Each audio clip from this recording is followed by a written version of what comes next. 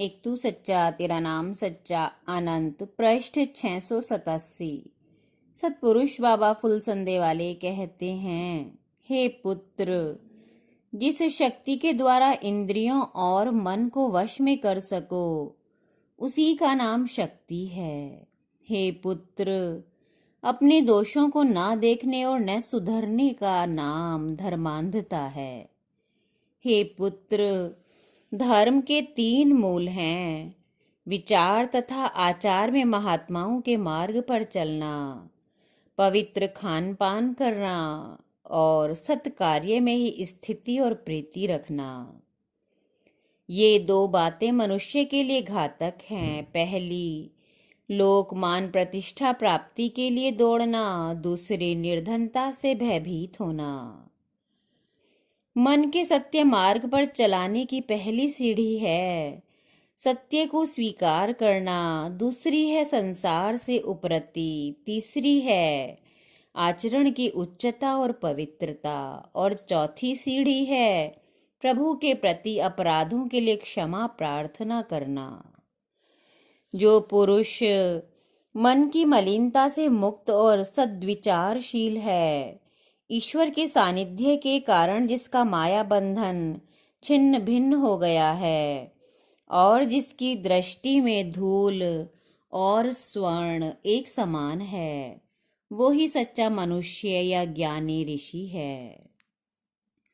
कोई भी अत्यंत आवश्यक वस्तु तुम्हारे पास ना हो तो समझो तुम्हारे भले के लिए ही प्रभु की ऐसी इच्छा है।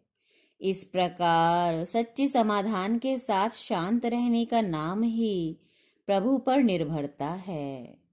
प्रभु पर निर्भर रहने वालों के 3 लक्षण हैं। पहला, दूसरों के सामने याचक न बनना। दूसरा, मिलने पर भी न लेना। तीसरा, यदि लेना भी पड़े तो उसे बांट देना।